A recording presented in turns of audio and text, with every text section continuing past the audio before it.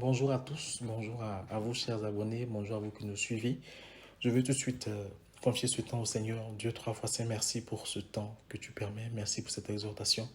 Prends toute la place Seigneur. C'est vraiment pour moi un privilège et une grâce de parler encore de ta part, mais je veux vraiment transmettre le message que tu m'as mis à cœur afin que cela puisse faire du bien à quelqu'un. Que je sois effacé, que toi tu sois vu. Au nom de Jésus. Si une seule âme est impactée et touchée, alors l'objectif sera atteint. Gloire et honneur te reviennent au nom de Jésus. Amen.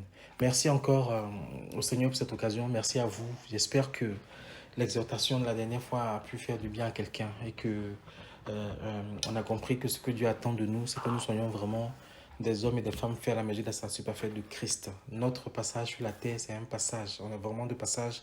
Et ça serait dommage de s'attacher bêtement aux choses de ce monde-là et perdre le salut à cause des choses de ce monde qui sont périssables. Voilà, restructurons nos vies, reconnaissons nos priorités et avançons avec le Seigneur et que lui nous conduise dans ce qu'il attend de nous au nom de Jésus. Amen. Aujourd'hui, j'aimerais parler de la solitude. Je vais essayer de le faire en 2 ou 3 audios et me fonder sur le texte de Genèse 2, versets 7 à 20. Mais je vais m'appuyer sur le verset 18 où Dieu dit que pour l'homme, il n'est pas bon qu'il soit seul. C'est Dieu qui a constaté qu'Adam, même s'il n'a pas exprimé, se sentait seul. Et il avait besoin de compagnie. Il avait besoin de compagnie. Il avait besoin de ne plus être seul. Et Dieu lui a fait une aide semblable. Je ne vais pas parler du mariage, mais je vais parler vraiment de la solitude. Il faut comprendre que dans le jardin d'Éden, en question, Adam a ressenti la solitude. Et c'est Dieu lui-même qui a vu, c'est Dieu lui-même qui a compris son besoin, et c'est Dieu lui-même qui a pu pourvoir à cela. La solitude est devenue plus importante après le péché. Parce que Dieu et l'homme se sont éloignés à cause du péché. Et l'éloignement entre Dieu et l'homme a aussi créé de fait une sorte d'éloignement spirituel entre Adam et Ève. Amen. Mais on ne va pas insister aujourd'hui sur l'éloignement spirituel entre Adam et Ève.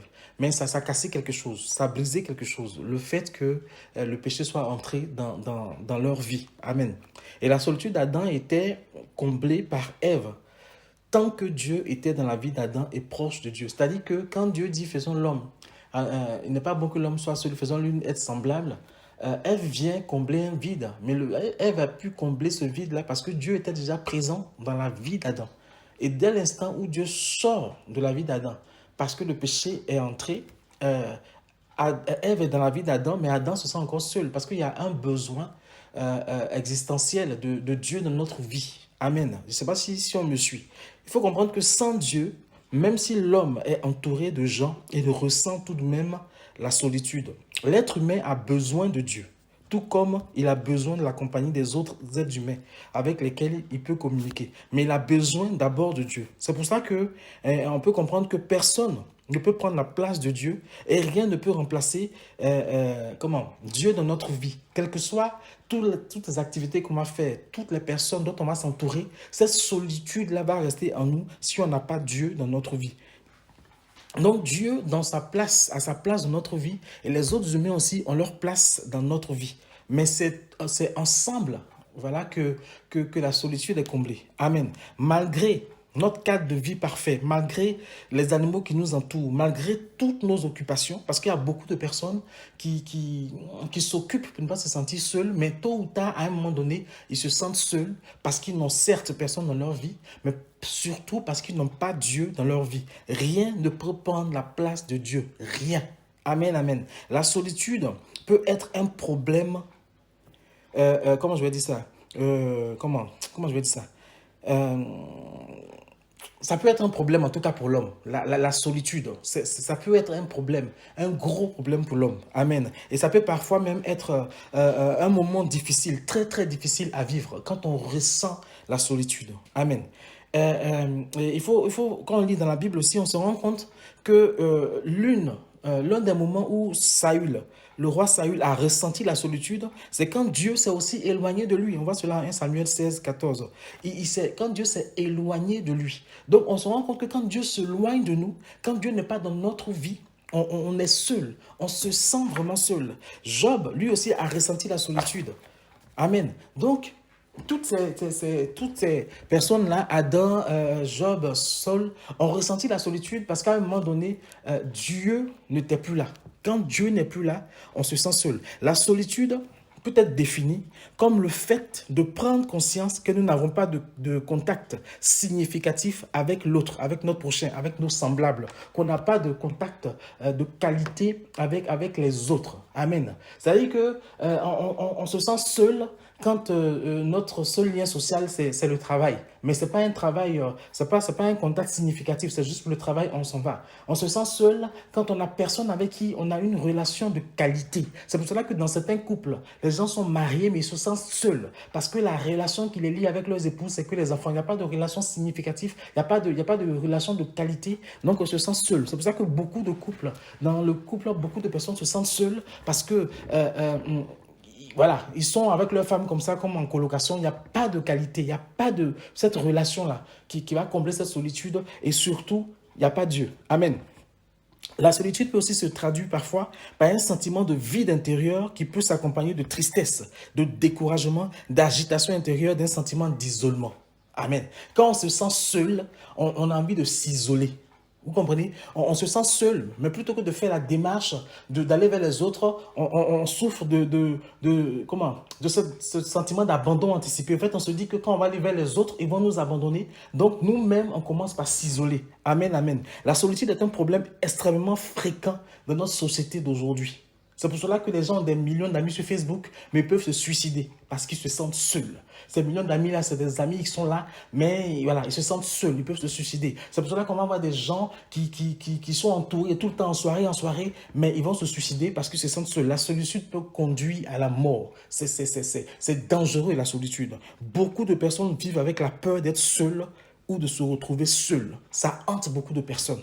Amen, amen. Jacob, Joseph, Moïse, Job, Élie, Jérémie, tous ceux-là, à un moment de leur vie, quand on lit leur histoire, se sont sentis seuls. Se sont sentis seuls. Jacob s'est senti seul quand il a vu que Laban ne voulait pas lui donner ce qu'il voulait. Quand il a vu que personne ne le comprenait, il s'est senti seul. Pareil pour Joseph. Il avait des frères, il avait son père, mais il s'est senti seul. Parce que tout le monde, personne ne comprenait ce qu'il vivait, même si, on peut dire que son comportement a un peu joué, mais il s'est senti seul. Amen. C'est aussi pareil pour Moïse. À un moment donné, il s'est senti seul. Il s'est senti seul. Parce que, surtout quand il a tué l'Égyptien qu'il croyait bien faire et que tout le peuple s'est ligué contre lui. Et en plus, le roi le pourchassait, il s'est retrouvé dans le désert. À un moment donné, donc, la solitude, c'est quelque chose qui peut peser. David, c'est souvent plein dans des psaumes d'être aussi seul. Il s'est senti aussi seul. Amen.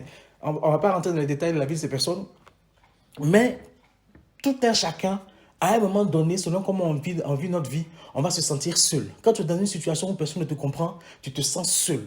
Amen. On imagine que Jésus lui-même a connu la solitude à Gethsémani et sur la croix. Si Jésus lui-même a connu la solitude, imaginez un peu nous là, comment on peut parfois connaître la solitude. Personne n'est à l'abri. Personne n'est à l'abri de la solitude. Amen. C'est pour cela que j'aime conseiller aux gens, quand vous vous sentez seul, allez parler à Dieu. Ou prenez le téléphone, appelez quelqu'un qui vous est cher. Même si la personne est loin, parfois le fait de parler, ça fait que les mauvaises pensées qui viennent quand on se sent seul là, vont partir. Amen, amen. Donc, la solitude de l'homme est causée de façon profonde par l'absence de Dieu dans la vie de l'homme. Et aujourd'hui, je vais parler de trois formes de solitude. Il y a ce qu'on appelle la solitude existentielle, ou la solitude spirituelle, la solitude sociale et la solitude affective. Amen, amen. Je vais m'attarder aujourd'hui sur la solitude spirituelle.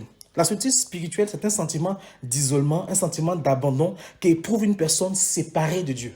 Et toute l'humanité éprouve cette solitude-là. C'est pas cette séparation de Dieu-là fait que toute l'humanité, à un moment donné, éprouve cette solitude-là. Cette personne a l'impression que la vie n'a pas de sens, la vie n'a pas de but. Amen. Vous savez, des gens même de grandes personnalités qui ont des fortunes, quand vous écoutez leurs récits, ils vous disent qu'à un moment donné, ils se sont sentis seuls. Il y a une chanteuse là dont je vais taire le nom, qui disait que quand elle rentrait chez elle le soir, après avoir fait les concerts, elle pleurait parce qu'elle se sentait seule. Elle se sentait seule parce que Dieu n'est pas dans sa vie. Cette personne a l'impression que la vie n'a pas de sens, la vie n'a pas de but. Bien aimé, certains hommes de Dieu pourront vous dire que après avoir fait des croisades, avoir vu des délivrances et rentrent chez eux, ils se sentent seuls. Ils se sentent seuls. Ils ont fait des choses là, mais ils savaient eux-mêmes quand ils faisaient ces choses-là que Dieu les a utilisés pour se glorifier et que la relation avec Dieu en ce moment, ça ne va pas. La solitude, c'est le propre de tout être humain à cause du péché. Parce que Dieu s'est éloigné de l'homme. Mais Jésus est venu pour que Dieu se rapproche de nous. Mais nous, les hommes, on fait tout pour s'éloigner de Dieu. Amen. Il faut comprendre qu'il y a dans le cœur de chacun quelque chose que Dieu seul peut combler. Amen.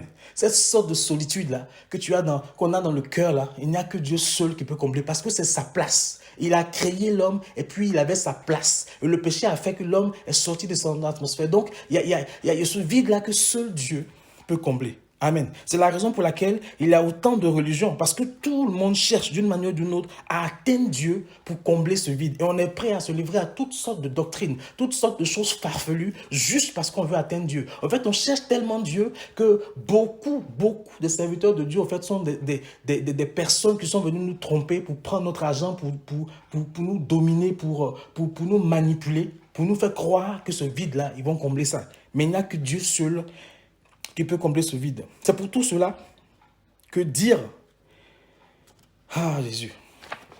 Ah, Jésus. » Et il faut comprendre que cette solitude-là, elle peut être dangereuse. Cette solitude-là peut être dangereuse. Amen, amen. Et quand tu es seul, tu ne peux pas ne pas dire que tu n'es pas attristé.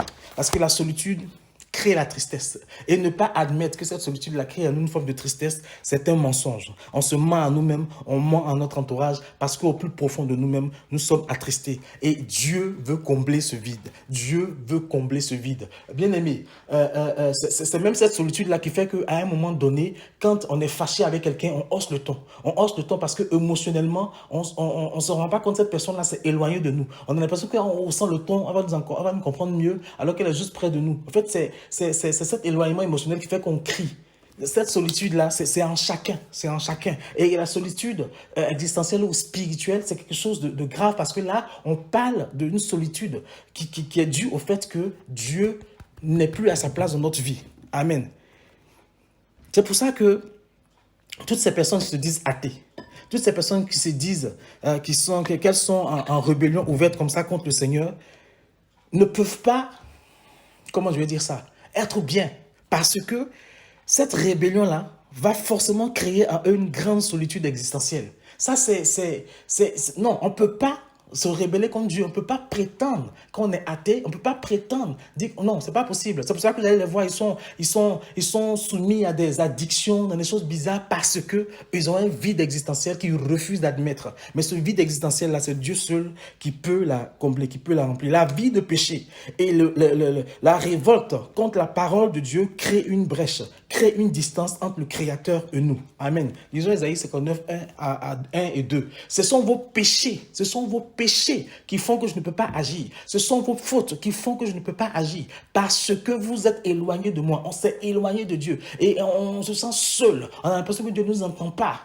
La vie de péché nous éloigne de Dieu et crée la solitude. Des chrétiens qui vivent avec des péchés non confessés et non abandonnés. Les chrétiens qui ne vivent pas une vie de communion avec Dieu ressentent ce vide-là, ressentent cette solitude-là. Amen, amen. Le péché n'est pas bon.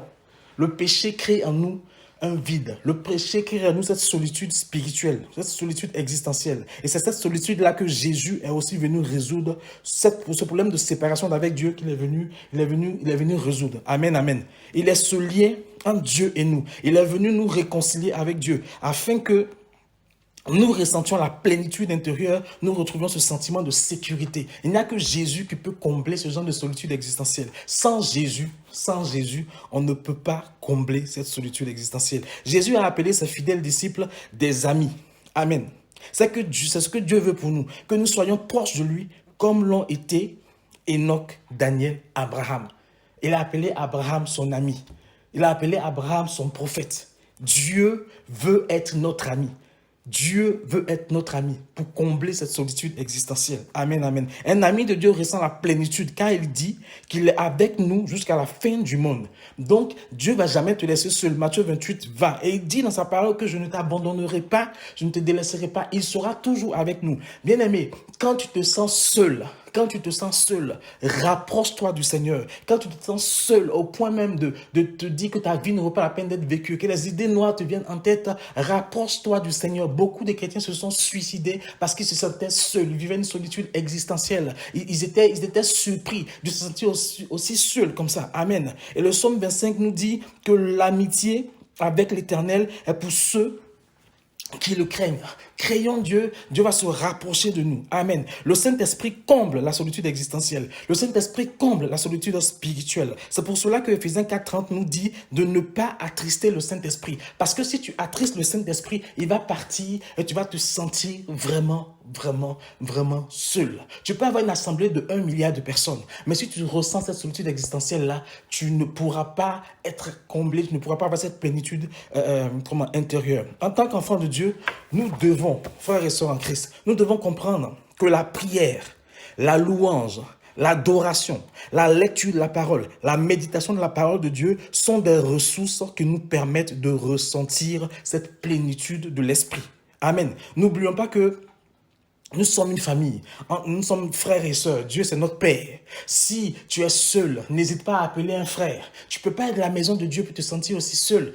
Parce que le frère, il a Jésus aussi. Et quand vous allez rencontrer, quand tu es seul, vous allez parler de la Bible, parler de la parole, vous allez chanter des psaumes, vous allez prier ensemble, ça va vous faire du bien. Vous savez, souvent j'ai appelé des frères et des sœurs, et puis on a parlé de Dieu, et puis on a parlé des choses. Puis quand ils raccrochaient, ils m'ont dit, ah mon frère, tu m'as fait du bien. Et quand je raccrochais, j'ai dit, ah ma sœur, mon frère, ça m'a fait du bien de te parler. Parce que retrouver. C'est pour ça que la Bible dit qu'il est bon pour des frères aussi de demeurer ensemble. C'est vrai que c'est là que Dieu bénit. Mais c'est surtout là qu'on se rappelle que Dieu est avec nous. On se rappelle qu'en chantant, nous entretenons par des psaumes, par des hymnes, par des cantiques. Et en priant ensemble, l'Esprit de Dieu est là. Et puis nous fait du bien. Et puis on ressent moins cette solitude-là. Bien-aimés frères et sœurs, si tu as l'habitude de te sentir seul, si tu as l'habitude d'avoir l'impression que ta vie ne vaut plus la peine d'être vécue, si tu as l'habitude d'avoir l'impression que tu as tout raté, c'est que tu souffres de ce qu'on appelle une solitude existentielle. Et Dieu veut combler cette solitude-là. Quand cette plénitude intérieure, cette plénitude de la vie de Dieu sera en toi, tu vas te rendre compte que même si de façon sociale, après on va parler de la solitude sociale, même si de façon sociale tu as du mal à te connecter, mais au moins de façon spirituelle, tu es connecté à Dieu. Et quand tu es connecté à Dieu, les autres solitudes dont on va parler là, ce sont des solitudes qui vont te faire souffrir,